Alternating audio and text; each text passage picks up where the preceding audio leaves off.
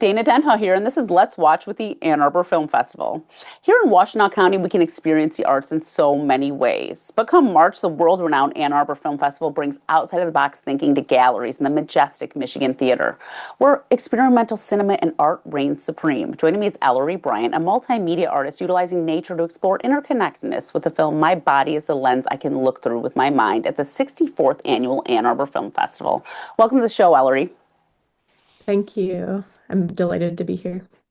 Well, I'd like to know a little bit more about you. Tell me about your background and what led you to being an experimental filmmaker. Yeah, so I grew up in the Shenandoah Valley in Virginia, and so was really surrounded by these expansive landscapes all the time. I grew up in a rural community and always knew that I wanted to be an artist. And so I moved to Baltimore when I was going to college. I went to the Maryland Institute College of Art. And I actually started out as a sculptor and then became a filmmaker later on in my degree and pursued that in graduate school at Syracuse University. But for me, what was so exciting about film was that I could incorporate all of the different elements that I loved about making art. So I could incorporate sculpture and materials, I could incorporate sound and performance, and film just felt like this really amazing container for all of it, and analog film especially, which had so many of the things that I loved about craft and about tactile material was present in analog film. Um, so I taught at the Baltimore School for the Arts and their film program for a few years, which was really a joy. And now I'm a professor at Grand Valley State University. Yeah, it's so interesting to me how, like, when you first start your art career, like you're schooling for art, you're sort of boxed into this like label, like, oh yeah, I'm going to focus on sculpture. But the Yes. really interesting thing about being in art school is that, like, when you take classes, they're like, you have to take classes in every medium. So then eventually you're like, well, why am I locked in to this sculpture thing when I could be anything? Yeah, absolutely. Yeah, I mean, it was so, discovering film was so transformative for me because it's a medium that's so rich. It has, there are just so many ways that you can approach it. And so, some people really take off with audio and with editing, and for me, really with performance and landscape. And so there are just so many different ways to approach it. And that's part of what I love too about teaching it, is just that my students get to really figure out their personalities as filmmakers. Yeah. Do you find that you go back to that landscape that you grew up in, or do you try to find new landscapes as you go? I have been shooting on my breaks back at Shenandoah National Park, which is very close to where I grew up. Some of the scenes that you see in my film that is in Ann Arbor are actually from my hometown. And so there's a stone circle that is near the house that I grew up in that I shoot in. Um, I do, especially now that I've moved to Michigan, the Great Lakes area, I have been doing a lot of traveling along the coastline. The water here, the landscapes are absolutely gorgeous, but they're so different from the ones that I grew up in. And so to me, it almost feels like I'm adapting to a completely new geography and what the language of this visual space can communicate that the landscapes that I'm used to back home like don't. And so there, I'm used to like big mountain ranges and sort of rolling hills, and here there is so much expansive space and water. So it's sort of like I'm informed by growing up in this huge and dramatic landscape, and I bring that with me as I enter these new spaces, and Michigan is my new home specifically. It's interesting. I just had an artist on from Germany, and they were Mhm. talking about how interesting it is to be in the United States because the landscapes throughout the United States change so drastically depending on where you are in Yeah. the country.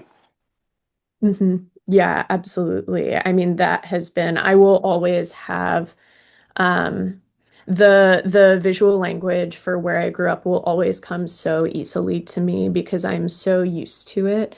But being able to travel and move and teach in different places and make film work in different places, all of those spaces allow me to speak to something a little bit different. Do you have any formal education in geology? Because your work seems to really focus a lot on rock formations and rocks and stuff. And I was wondering if there is a relationship to that, or it's just a love for what is there. It's really just a love. I grew up near Luray Caverns and so was around and Shenandoah National Park has all of these amazing mountains and so I was around it a lot when I was growing up. I do a lot of reading and I what I find so useful about geology and about this kind of like natural earthly history is the way that I can relate it to personal history and memory and myth making. And so that is really why that appears so much in the film. And also they're just beautiful. It's fun to have a gorgeous rock in your movie. Oh, no, totally. I mean, like they just really like come right at you. Even when you're like walking by one of those like geoid rock, you're like, oh man, I gotta stop and get closer and look at it. So I feel like it really draws your eye into the film too. Absolutely. Talked about, I feel like, and I don't know your other works well or at all, but like, how you use your own self-image and reflection and light, and that's like has a big impact on the stuff that you create. Yeah. I Well, I think, first of all, so much of my film work is so focused on the hyper personal. Hmm. It's really about my own memory, my own subjectivity plays this huge role where while I'm making a movie, I'm trying to communicate to a viewer that I am the person making the movie, not just that a movie is being made about me, but that I'm creating the frame. A lot of my work began in the aftermath of some losses that I had experienced in my community. And so when I am making work about memory or about loss, which are these totally disembodied experiences that can't be depicted, the next best thing that I have is my own figure when I'm trying to talk about the way that those things impact me. Even when I'm trying to communicate an idea that is personal to me, using my actual figure and form gives me so much control over how those ideas are communicated. It's a lot easier in some ways than working with other performers, which I have done, and I do a little bit in this film. I've done it more in the past. But because what I am speaking about in this film, especially, is my own memory, the loves that have been in my life, what I'm trying to do is create this sensation of the deeply personal, and so that I'm on screen for a lot of the movie. Do you have help when you're on screen, or are you like just setting up this static camera and you're like, okay, I have to get this shot exactly like this. I need to be moving in this portion. It's usually just me. There are some times that I have other people who are working with me. The biggest that my shoots tend to be is three people maximum, unless I need multiple performers with me. I Every time that I shoot with other people, I find it so enriching, and I find that really amplifies then what I make on my own. But because the process is so insular and personal, most of the time I'm setting the camera up on a tripod and making these static frames. But especially the shots that you see at the beginning on the double eight film in this movie, those were improvised with Nolan Werner Sullivan, who's also an amazing photographer. And so we collaborated on those works, and it was like such an amazing day of just trying things out. And so those things happen and are such catalysts for my work and my process, but then most of the filmmaking really comes from me and my personal spaces. I also found it interesting that you mentioned you're an analog filmmaker and like because it comes across that way, but then you just always assume that everything's happening digitally, Yeah. right? Like in today's like in 2026, you're like, oh, that's just being tacked on. That's like a something happening in post. You know what I mean? Like that's Yeah, like what you I automatically think. do. So it's Yeah. actually really cool that it's like you're doing this like you're like a traditionalist in a way. Yeah, I get that question a lot, especially from my students who are asking me, like, how many visual effects I'm layering, and the answer is zero. There's really like no adequate emulator for just how beautiful analog film is. And so it's both that I find it so gorgeous, and it's also, again, very process based. The way that the workflow moves with analog film shapes my practice because I take this footage and then I send it off and I get it back. And only after I get it back and look at it for a long time do I figure out the next thing that I have to make. So this creative process is kind of like a wheel. And so the actual form of the film itself really shapes the way that my practice and my thinking about the images that I'm going to make works. That was also what I was curious about myself. Watching it, I was like, I wonder how this comes about. Is the edit like the finished product in your mind as you're shooting it? But I did think it was more like it felt to me more like you're getting your imagery and then you're figuring out what how the story is going to be told then. Absolutely. And it really, this film was shot over a year and a half. Um, the other person who I work with very closely on this is Michael Zahorsky, who does most of the music on it and is also a co-performer and a collaborator on a lot of my images over time. And so I am able, through this like mostly independent process, but then with these very fruitful, smaller collaborations between two or three people, able to build a narrative over time. And once I finished the work and sent it off to Michael for music, it really like came alive.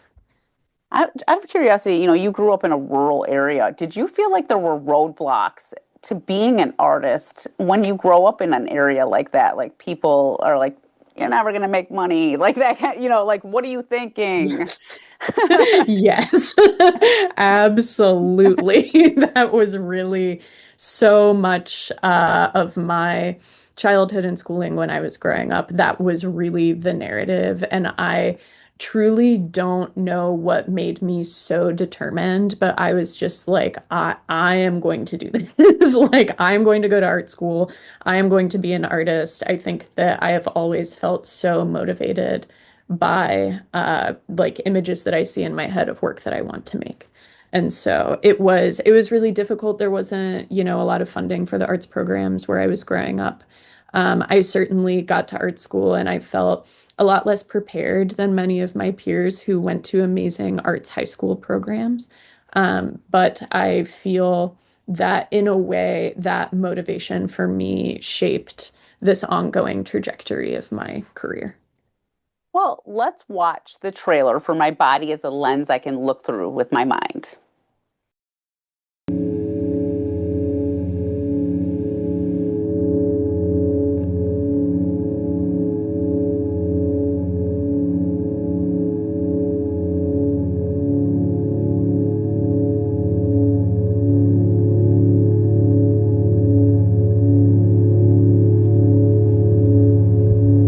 A noble pursuit, we were put on earth by destiny to find each other. As recipients of the passage of time, we are employed in the making of useful fictions and construct our lives through evidence of having been, calling it memory.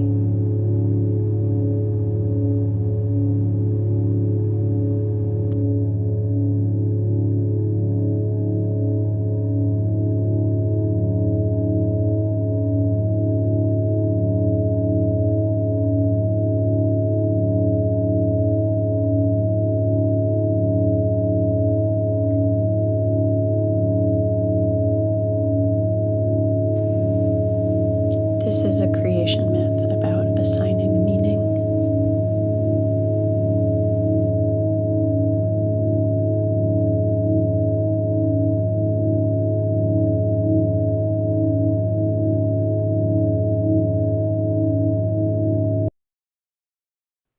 We're back with Ellery. I'd like to know, how did this film come about? Where's the spark? What sort of ignites you to start that process of, what, I'm going to go out. I have these ideas of, B-roll or footage that I'm going to shoot, and then where does that come from? The start for this film was the solar eclipse in 2024 that took place in Syracuse, where I was teaching at the time. I'd gone to grad school there. And so I was teaching as an adjunct and I went back for the event. And when I was there, I was just so blown away by the beauty of this, astrological event. It was so amazing. And so I shot a lot of footage, but I didn't really have the idea in my head yet for the film that I was going to make. And my research process is very text-based. I do a lot of reading. My ideas usually come from a mix of reading books about visual theory, critical theory, and then my own autobiographical experiences.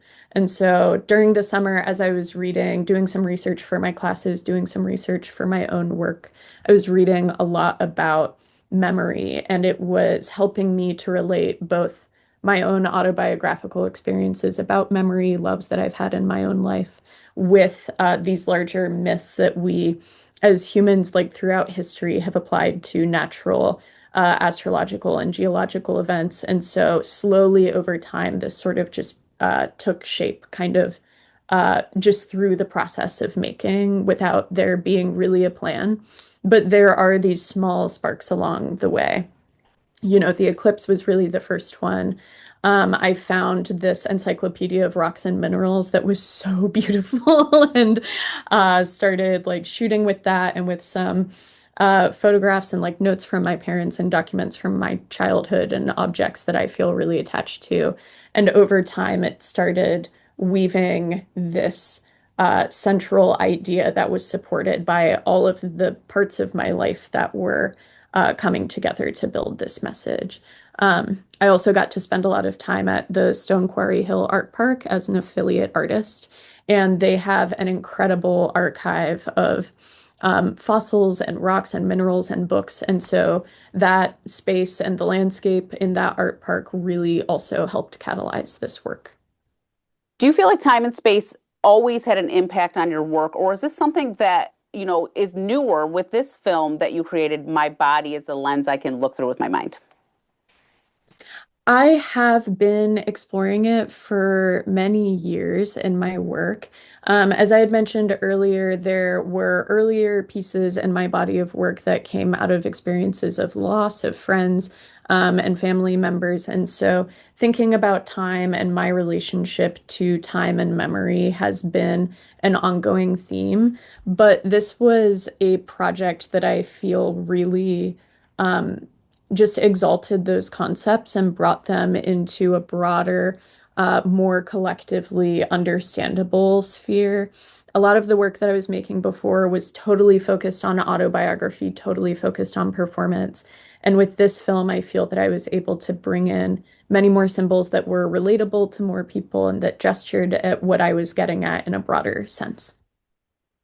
Do you feel like in a way, this film was therapeutic for you? Yeah, absolutely. And also just such a joy to make. I'm so proud of this film. I think that, the contributions from, Michael with the music and like other people who worked on with me on either the images or the sound, just made it such a joyful process to make work about topics that were so meaningful to me. And so, in part, this feels kind of like uh an inside like conversation that lets me talk about both how personal and at times difficult, but also how beautiful my personal journey and thinking about artwork and thinking about memory has been, and especially when I get to, show it to people that I love, make it with people that I love. Yeah, I can feel how it makes you feel, which is really special. I mean, I don't know if people that like aren't artists or don't create, it's not even like you have to be an artist. It's like being creative and like doing something that feels good to you. There's nothing in the world like it. Money can't Yeah. buy that feeling, right? It's like something that's just like, wow, I did that and I did it for me. And Yeah. it's important to think about yourself sometimes. Like self-healing is real. Like you need to do Yes. that. Yeah. Yeah. Absolutely. And yeah, I think that for me, this just felt like, uh, really, it just feels so attributed to all of the many loves in my life, even with people who are still, living. I have notes from my dad in this film, and we have a very close relationship. There are just so many little moments where, in my mind, I'm like, I'm kind of sending this love letter to this person that is in my life or that I, can no longer speak to. And all of it sort of builds into this sensation of like, what does it mean to construct the narrative of my life out of these beautiful like interactions that I have with people. What about there's times in the film where you feel like almost confined, like you're creating this space. Talk about that Mhm. aspect of it. hmm A lot of the objects that I'm interacting with in the film come from my domestic space, and I think partially because, I live in my house, I have access to that space, that's where I'm shooting. But also like I think that it feels in a lot of my work, I'm really building a language of personal symbology. And so there are these things that you see throughout over and over that for me, it's not necessarily important for people to know what everything is, but that they build this sensation of the deeply personal. And so there are like Polaroids in this that I've taken at, significant moments in my life, all of these objects that take up these constructed living spaces, shots in my bedroom, shots in my kitchen, shots with my cat. And it does, I think that part of this is creating a sense of like a lived and personal environment and not just a sterile, like gallery space. And you also mentioned like Prometheus and Greek mythology in there. What's the connection? Is it more than about just creating a human? Mhm, Like you talk about how he's known to create humanity or whatever, but like more than just a human, different mhm, humans. mhm. That's sort of how I took it. Like we're all different and we all have these differences kind of thing. Absolutely. Yeah, that's part of it. And I think what I'm gesturing to there as well is that, I have my memory and story of my life and like story of these interactions that I've had and these relationships that I've had. But then humanity as a whole has these broader, like sweeping stories about meaning and significance that we apply to both our very personal lives and broader shared experiences. And so to me, that was part of both drawing it into the personal and making it about a larger shared experience of being a person. Yeah, that totally comes across in the film. You mentioned the sound multiple times. I will say there's just some really beautiful things that happen in it sound wise. And it's like stuff that you don't even really think about. Like, like you're pulling a curtain and like just Mhm. like these sounds that like but you don't think of. They're like just something that's in your reality. And then Yeah, you're like almost like spotlighting them in a way that is really beautiful. thank you. Yeah, sound is an incredibly important element of these films for me. Like I said, my friend Michael Zahorsky is the main musician for all of this, and we work very closely on soundscape together. What the thing that I am trying to build is both a sensation of like closeness, like you're talking about confinement and sort of tactility, and also allowing a viewer to be able to experience the film in a slower and more ambient way. At the end, when I have that breakout, there's like I'm constructing the still life, and then there are just these sounds of birds outside. That is a thing that you experience when you are walking quietly alone and listening to the world. And so, what I'm trying to think about when I'm creating the world of this film is how I can also elicit a very personal and sensory experience for the viewer. Totally. What's next, Ellery? What's on your agenda? Right? Well, right now I'm so lucky. I have really amazing students in my classes. I'm having an amazing time showing them work and talking about work with them and researching for academia always really feeds into my personal practice.